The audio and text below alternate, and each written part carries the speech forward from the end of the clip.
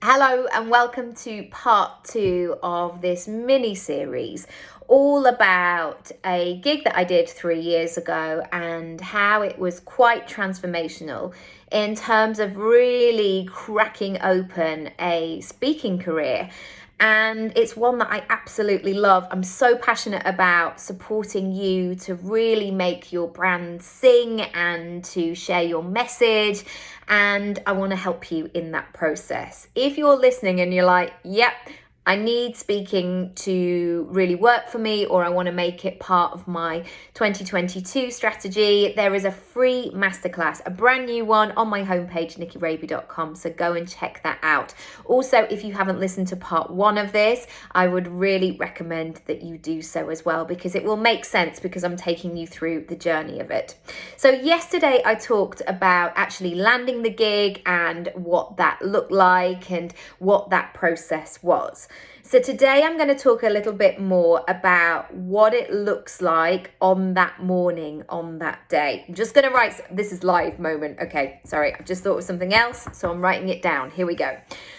So on the day, I knew, I think it was a Friday actually, that I was speaking.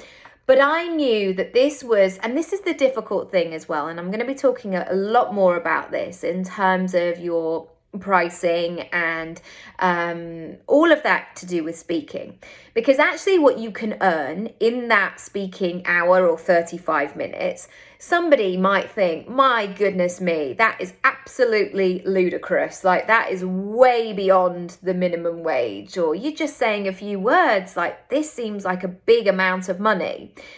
And yes, it is if you just looked at it as a standalone hour, but it isn't that. It really isn't. And actually there was probably, oh gosh, I couldn't even, I'm going to say 10, just throwing it out there, of hours that would be required for me to deliver what it was that I wanted to do. And that's from the prep, that's from organizing the slides, that's from going back and forth with videographers, that's talking in emails, or doing stuff on the day, or posing for photographs, or doing some additional press. Like there's so many other things that go on. And so even though your temptation might be like, oh, it's just an hour of speaking, I've written down the importance that I needed to do actually of keeping the day, either side of that speaking gig, quite chilled. And of course, there were other commitments that I had in terms of other work and various things. But what I was meaning is that I almost saw those as travel days and making sure that I was prepared. So I didn't want to wake up on the morning of the event going, oh, I don't know what I'm going to wear today. Like I was really prepared in advance. And I think that is really great for focus as well, because if you are running your own gig and mostly you are the person doing everything, you can feel like you're being pulled in all kinds of directions. And when you are a speaker and the spotlight goes on you, you are the only person who can deliver. You are the only person who can do what you said that you were going to do. So wherever you can, keep everything else simple and try and distract as much stress, I would say. Don't add to your plate, certainly take away. The second thing I want to say is get there early and suss it out. So this, again, might not be particularly convenient, or you might have other stuff, or you might be one of these people who was me definitely 10 years ago, who would try and cram as much into a day as possible.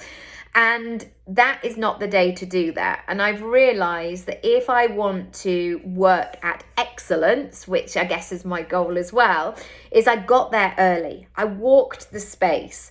I set myself up in the green room. I just took time to meet the people that I wanted to do. I didn't want to be one of these people who turned up in a frenzied fashion of like, hi, great, is there anywhere I can eat? Like, oh gosh, I don't know where my outfit is and what's happening.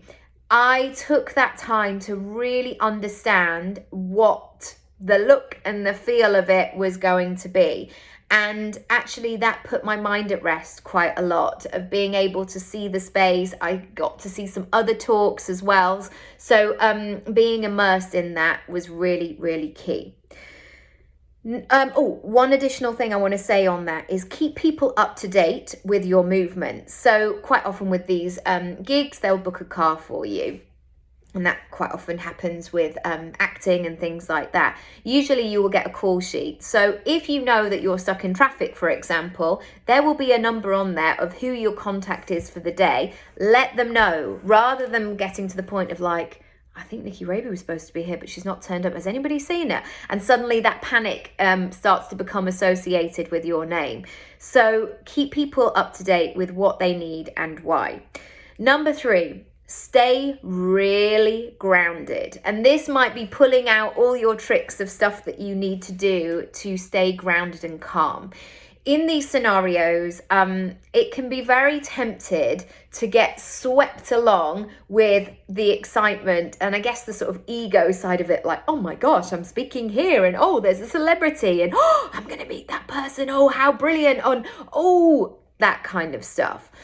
And already, I mean, I'm feeling it as I'm talking to you about it. As soon as I get into that, my breath goes up. I start to feel a bit more in my head, and I'm not being as clear as I want to be. So my grounding and calming techniques are, first and foremost, rather glamorously, make sure that I was eating and drinking plenty. Make sure that I've really fed my body. And to be really mindful about protecting your energy. So there were certainly those moments, like even like an hour before, where I knew I had to make myself, even if like somebody really fabulous came in, it was time for me to go, no, you're here to do a job, move yourself away, not in a kind of diva way, but concentrate on what it is that you're going to be doing. Also, I always get to a point where I turn my phone off, because people will be like, hi, I'm in the audience, I'm doing all of this. And already you can get those butterflies of like, oh gosh, I hope they can find their seat. Or, you know, I'm looking for your mum. Like, I thought your mum would be here. I can't, oh, don't worry, I found her. You don't want to have that drama in advance of preparing for something that you have to do. Number 4, what do you need to do in order to deliver in the way that you want to? Again, people are not paying you just to be there and like have a nice time. They're paying you to do a job. They want you to produce a talk where people go, wow, oh, wow, that was, we've got to book this girl again. Like she just, she said stuff in a different way. And we love that so much. Like, you want that experience to be the case. You don't want it to be like, oh, she was really nice or she was really chatty. You want to have actually delivered the transformation or the information or the expertise or the advice or the information, whatever it might be. So again, don't forget that you're there to do a job. Don't forget you're there to give information. And I guess this leads into the 5th one of make sure that you're really good at what you do. Over prepare, rehearse, get feedback, look at different ways that you can do it. Try on the shoes that you're going to wear. Think about the stuff that could potentially go wrong and what are you going to do? How are you going to make this work? Really give yourself plenty of time with the technology. So suddenly what might happen is somebody goes, here's a clicker for your slides and this is what you do, and they give you a kind of a rushed situation. And you want to make sure that you've got that time so you can really suss it, so you know what you need to do. Maybe you need to think about making sure you've got plenty of time, like me, who's got a lot of hair, making sure you've got plenty of time to do your hair so your microphone or your jewelry is not going to interfere with that. So really thinking about all those things you need to do to deliver and do what you say that you're going to do. Also, that sense of being responsible for yourself. So I'm never thinking, gosh, I hope somebody gives me some water in case I feel really dehydrated. I've got my water bottle there. I've got the things that I need. I've got a bag that really works for me that I'm going to be able to work with for my slides and for my presentation. And so I guess don't be reliant on anybody else in that situation. And a kind of bonus part of that is also, you you might have to carry other people as well, because especially if you're booked in this situation of being the expert speaker, they are looking or assuming that you're going to come with that absolute professionalism. And I guess having a 30-year acting career, I've learned how to do that and how to work that. And I always think back to like this time when I was about 9 and I was on stage, and it wasn't like a professional production, but it was a high-end production sort of locally. It wasn't just like a school play. It was like in a big theatre and all the rest of it. And I remember a big piece of scenery almost fell on my head, and I had to hold it like this, and I was still delivering my lines, and I was kind of looking. There were loads of dads on the side of the stage, and I was like, do any of you want to come and help with this? Can you do something? So I know that I have that capacity to always have one eye on other stuff that needs to happen, or if somebody's forgotten a line, or if they've dropped something, or their chair is not in the right position. You know, you always have, I guess, as an actor, that kind of other eye checking out what's happening.